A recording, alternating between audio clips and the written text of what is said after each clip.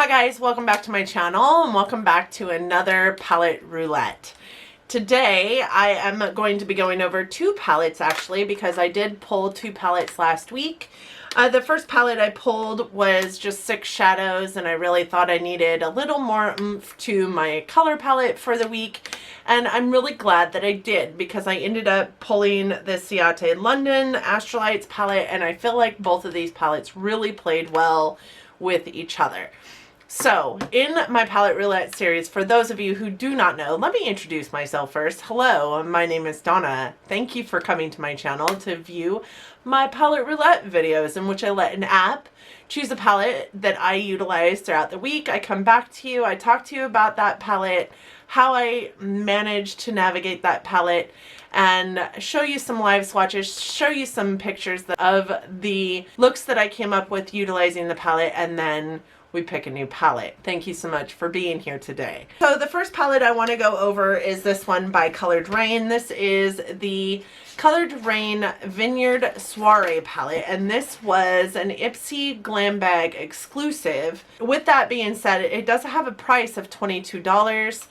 I hate when they put exclusives into Ipsy and then give it a price like that just because it's an Ipsy exclusive, so the only place that you could have gotten it was in your Ipsy bag. You cannot purchase this online anywhere except for at resellers. So Mercari, Depop, Poshmark, those kind of places. You can find it on eBay and Amazon, I did note. But this did have a 4-star rating on Ipsy. It is a palette that has 0.25 ounces of product in it with 6 shades. So each of those 6 pans, which look like this, do have 0.04 ounces of product each. This is what the palette looks like. It is a nice like cream colored hard plastic palette.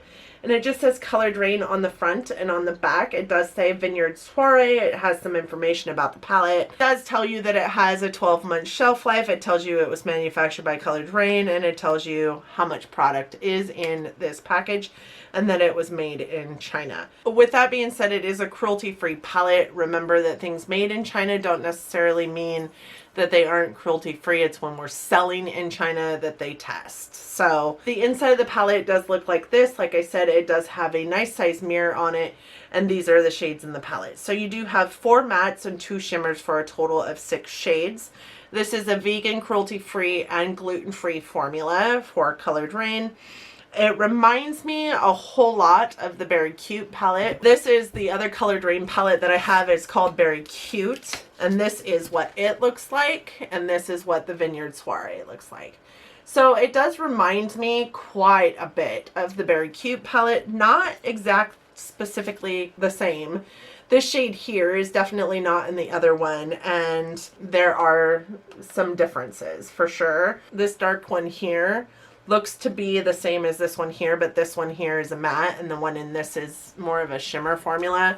So it does remind me of this palette, and this palette does come in at $25 on the Colored Raine website, and the pan size is just 0.01 ounce bigger in this than it is in this little palette. So $22 might be fair. It might be a fair price point. The packaging, because it's hard plastic, because it clasps real well, makes it super portable, so really easy for like any kind of travel that you might be doing. And even though we're not like traveling this year, I still travel for work, so having a good portable palette for me is an important aspect to what I bring into my collection a lot of the times, especially for a, you know, small palette that doesn't have very much to it. Because if this is the palette that I choose to bring with me on the road, I want it to be transportable. These are beautiful shades. They're beautiful cool toned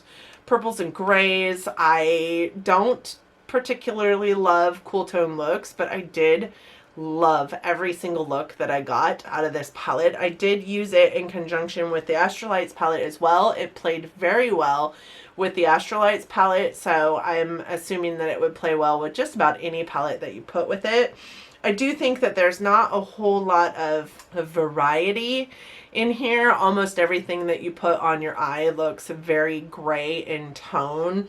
Even with this purple on an eye look, it does still come out very gray in tone. Not the purple necessarily, but it does come out really gray in tone. The whole palette here is very blendable. I think that it blends like a dream. It had zero fallout, zero. There's not really any kick up in the pan either. All these shades are really pigmented and really beautiful, including the shimmers. Although the shimmers aren't really like super shimmery shiny, I think the only one that I got a whole lot of shine out of was really this purple and this pink. The rest of them, just these two, went on more like a shinier satin than they did as a shimmer. And there was zero creasing that happened with any of the shades in this palette. I really just found this to be really beautiful. I loved using this. And even there's one eye look that I did that I had this shade and this shade on my lid, and then I blended this shade into the crease and this shade on top of it, and it was just such a beautiful eye look. I think I do have a picture that you guys will see. Such a beautiful eye look. So I did do a couple of eye looks with just this palette and a couple with just this palette, and then a couple of the palettes together. This one on my eye today is just this palette. This one is the Ciate London Astrolights jeweled palette, and this is what the front of it looks like. I love the like iridescence to the front cover. It sometimes looks green, sometimes blue, sometimes pink and purple, and even yellow to some extent. It is a little puffy on the front, like flattened puffy, so it's not like so puffy that you can't stack stuff on top of it. It is a harder plastic, but it still feels a little bit malleable. And then the rest of the palette is a metal, so I did kind of like that. On the back of it, it does have like the diagram of the palette with the shade names in it, as well as the name of the palette. The fact that it has I think 18-month is what that says, shelf life. And then it gives you like all the socials for Ciate London for you to be able to find them. The inside of the palette does have a nice size mirror on it, and then this is what the palette looks like. This does have 4 shimmers, 4 mattes, and then 1 duochrome there in the middle, and that duochrome is what is on my lid space today. And then this matte here is in my crease and on my outer V, and then this matte is what is blended into the upper like brow bone area. I love these shades. I love this palette. This is my first experience with Ciate London, and I really didn't know how this was going to pan out, right? I have heard back and forth, Ciate London is garbage, Ciate London isn't garbage. I really liked these. The only one that I did not really like was this duochrome, and I think it's just because I have better duochromes in my collection, and this one was really hard. Like, I felt like I had to really dig into it to get any kind of payoff on my lid. They do have 2 options of this palette. They have this one and then another one called Rust, maybe. So we have Jeweled and then we have Brick. Maybe it's Brick. And that is a little more brown tone. It looks very similar, but it's a little more like brown tone than like purple burgundy tone. And this shade in the middle is a yellow green duochrome. It's a really pretty palette as well, and I would consider picking it up. But you guys, this is $35 at Sephora. And I think that that is expensive for 9 shadows. Even though I love how small this is for 9 shades. I think that this is an amazing little compact 9 shade palette. But I think that $35 is a bit much, honestly, for 9 shadows, especially when you can go to ColourPop and get a whole 9-pan eyeshadow palette for like 12 bucks. The pans in this are decently sized. This does have 0.56 ounces of product in it. So these 5 pans are 0.052 ounces of product each. And then these 4 in the center here where they're kind of like angular have 0.042 ounces of product in them.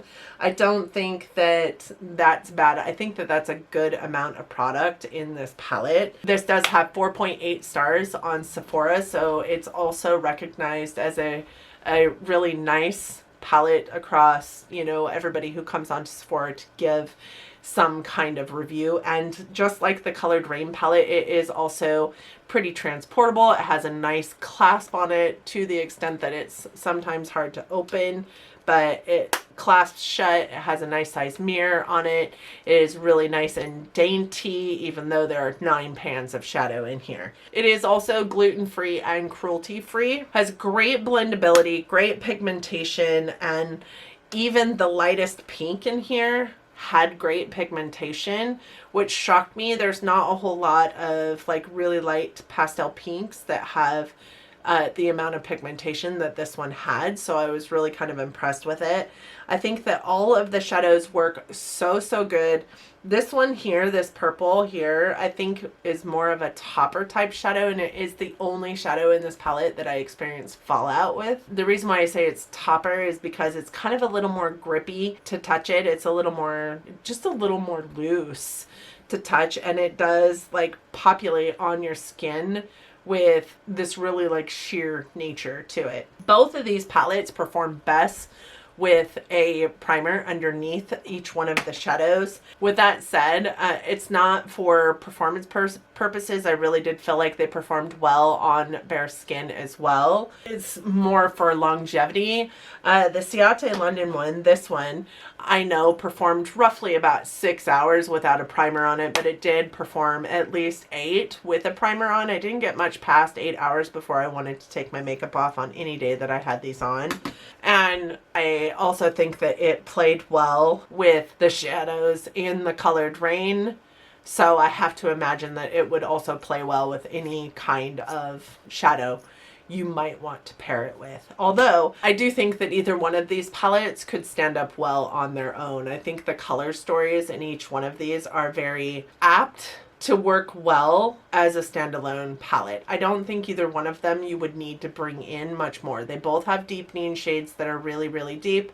They both have light shades that are great for brow bones. This one, this one I think is better than this one because the only brow bone shade you really have is like this one, brow bone inner quarter. The rest of them are kind of dark. They're still beautiful, and by all means could be a standalone palette for you if you wanted to just have, you know, them on a trip with you. As a matter of fact, I do think that I'll probably utilize them for trips in the future because they're a good color story. They're colors I like to put on my eyes. They're easy to use. And I loved every single look that came out of them. If I had to pick one that I liked more, it probably would have been the Ciate London one, just because there's a little bit more variety in the looks that I could produce with this palette versus what I could produce with the Colored Raine palette. But I love Colored Raine shadows. I think that their formula is spot on, and even though the Very Cute one looks very similar to this one I think travels and will travel better than this Very Cute palette. So I will continue to hold on to both of these palettes in my collection. I enjoyed them so much. So I'm going to swatch them for you guys, and I'm going to first do the Colored Raine and then we'll do the Ciate London one. The Colored Raine palette does not have names on their shadows, and you all know how I feel about that. So I'm not going to talk about it. But these are the first 4 shades.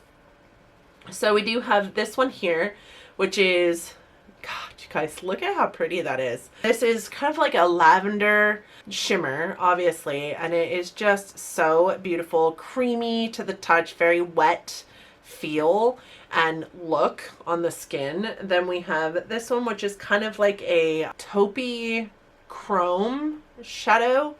Also a shimmer, performs more like a cream or a satin than it does really a shimmer. This was in an eye look that I absolutely love, that I was just talking to you guys about. I loved this all over my lid. And then next is the first matte in the palette, which is this one. It's kind of like this almost like reddish grayish brown. It is just a beautiful shadow for really shearing out that gray that's in this palette. And then we have this one here, which is Also, one that I feel like performs more like a satin, but it's definitely got some shine to it. It is kind of like this really pretty pinky burgundy color.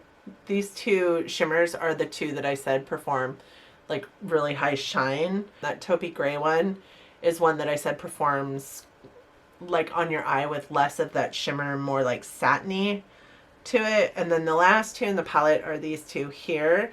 And the first one is like this red brown beautiful shimmer.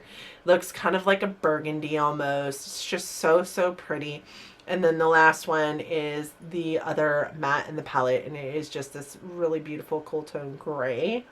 And these are the shadows in that Colored Raine palette, the Vineyard Soiree. So pretty, and I think that you guys can see just the versatility of this palette is just amazing. But most of these shades really lean gray.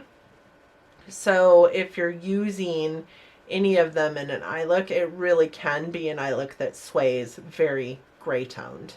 My camera died, so I don't know where we were. So I realized in editing that this I didn't record a huge portion of what I was meant to record.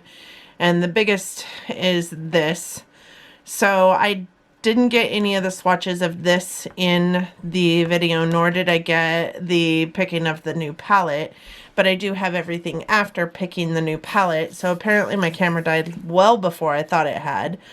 So I am going to go ahead and do some swatches of this palette for you guys. We're going to do this row first, and then the duochrome, and then the last row. So the first shade is this one here, and it is called Molten. It is very much a peachy metallic shade.